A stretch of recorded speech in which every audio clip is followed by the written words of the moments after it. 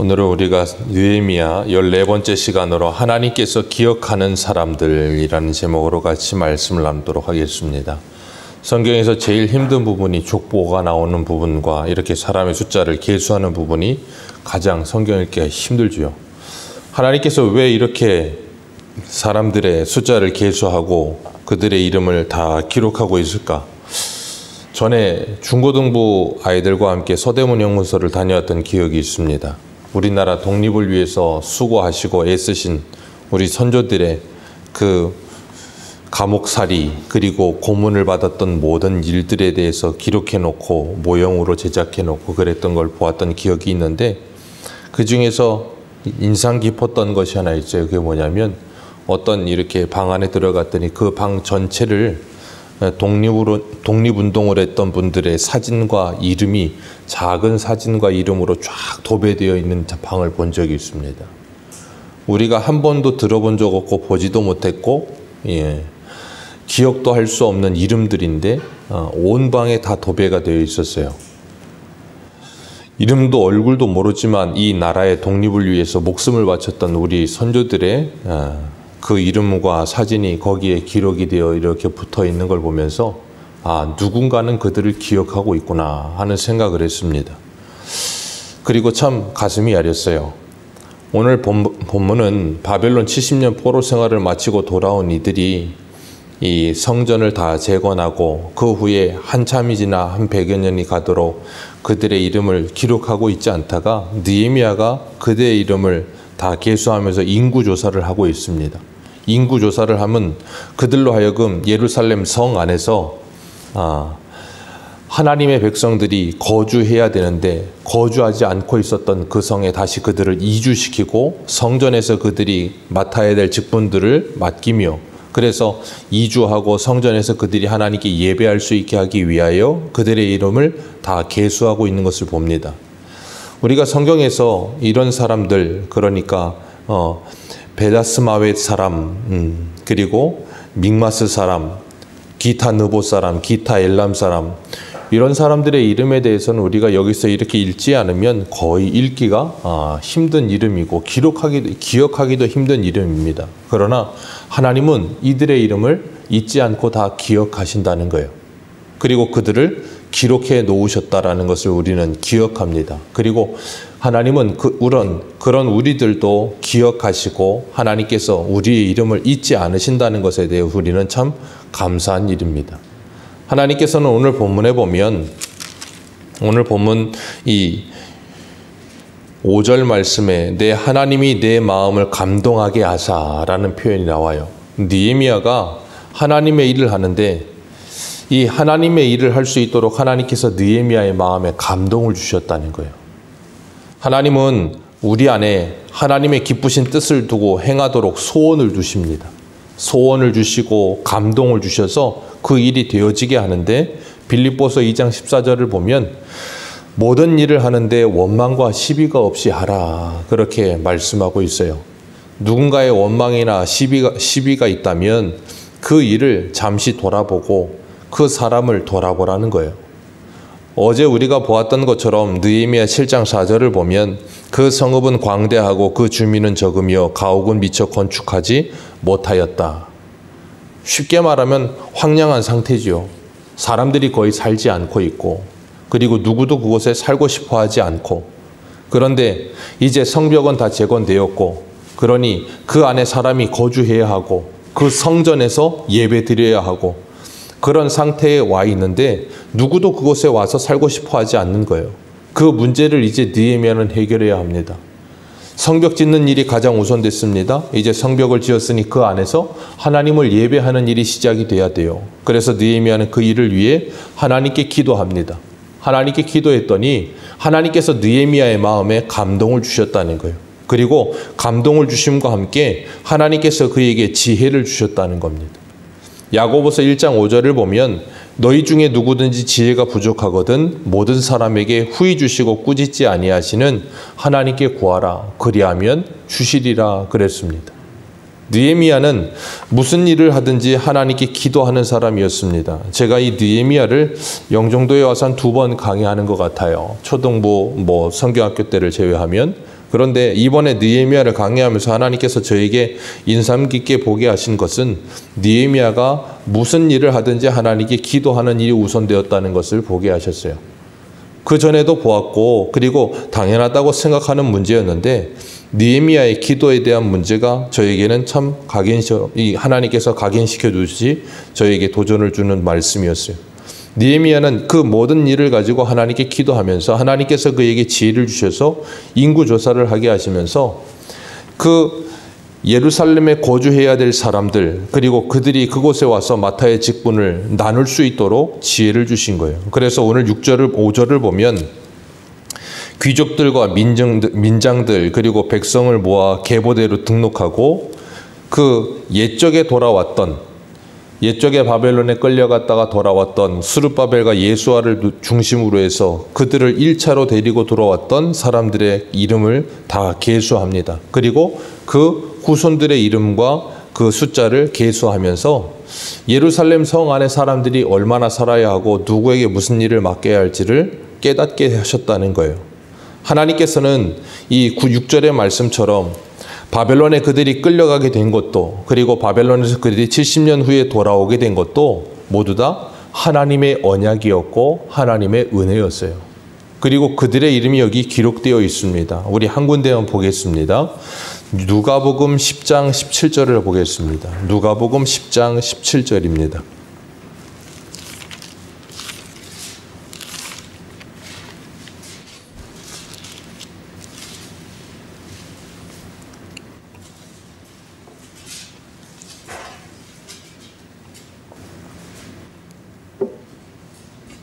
누가복음 10장 17절 17절부터 우리 20절까지 같이 읽겠습니다. 시작. 70인이 기뻐하며 돌아와 이르되 주여 주의 이름이면 귀신들도 우리에게 항복하더이다.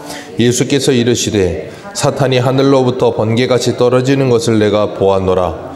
내가 너희에게 뱀과 전갈을 밟으며 원수의 모든 능력을 제어할 권능을 주었으니 너희를 해칠 자가 결코 없으리라. 그러나 귀신들이 너희에게 항복하는 것으로 기뻐하지 말고 너희 이름이 하늘에 기록된 것으로 기뻐하라 하시니라. 아멘. 예수님은 말씀하세요. 너희들이 귀신을 쫓아내고 능력을 행하고 권능을 행하는 것 그것으로 기뻐하는 것보다 너희들의 이름이 하늘에 기록된 것으로 기뻐하라. 그렇게 말씀하고 계세요. 계시록 20장 12절에도 보면 또 내가 보니 죽은 자들이 큰 자나 작은 자나 그 보좌 앞에 서 있는데 책들이 펴 있고 또 다른 책이 펴졌는데 곧 생명책이라. 죽은 자들이 자기 행위를 따라 책들에 기록된 대로 심판을 받으니. 하나님께서 생명책과 함께 그 행위를 따라 기록한 책들이 여기에 있다라고 말씀하세요. 그리고 예수님은 너희들의 이름이 그 생명책에 기록된 것으로 기뻐하라 그러셨어요. 지금 이 느헤미야가 바벨론에서부터 돌아와서 이 스룹바벨 성전의 성벽을 재건하고 그리고 무너진 성을 재건하고 그 성전이 제 기능을 발휘할 수 있도록 모든 일들을 해나가고 있으면서 거기에 포로로 처음 돌아왔던 사람들의 이름을 쫙 나열하면서 그들의 이름을 기록하고 있다는 거예요. 그런 것처럼 하나님께서 계시록에 가면 마지막 때에는 계시록 20장에 나오는 것처럼 하늘에서 내려오는 새 예루살렘 성을 보여주시면서 그 새 예루살렘 성전 그 성전이 있어야 될 예루살렘 성 안에 예수 그리스도와 하나님이 계시며 거기에 우리의 이름이 기록되어 있을 것이다 라고 말씀하시는 거예요. 그것으로 기뻐하라는 겁니다. 하나님께서 그것을 통하여서 우리가 이 땅에서 느헤미야가 성벽을 재건하고 거기에서 하나님께 성전에서 예배드리면서 기뻐하는 것은 그 기쁨과 함께 그 영원한 나라 새하늘과 새 땅에서 우리가 하나님께 영원히 예배드리게 될 예배자로서 그 하나님께서 우리를 기억하시고 우리의 이름을 기록해 놓은 것이 영광스러운 일이라는 거예요. 우리가 그 날을 기대하면서 이 땅에서부터 우리가 눈에 보여지는 우리의 신앙의 성전을 지어가면서 하나님이 우리를 기억하고 계시니 우리가 그 은혜에 감사하며 하나님을 예배하는 사람을 늦추지 말아야 될 줄로 믿습니다. 오늘 39절을 보면 제사장들의 이름이 나옵니다. 그리고 43절을 보면 레위 사람들의 이름이 나와요. 제사장과 레위 사람들, 그 다음에 46절 같이 한번 읽겠습니다. 시작.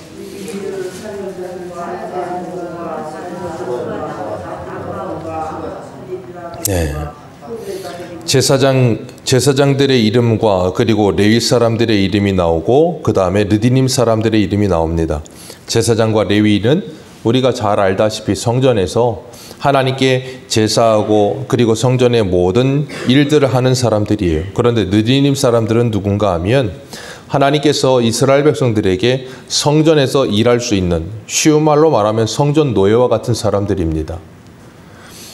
25절에 나오는 기브온 사람들과 같이 이 르디님 사람들도 그 성전 안에서 나무 패고 물 깃고 허드렛 일을 하는 사람들이었어요. 근데 그들이 바벨론 포로로 70년을 살았습니다.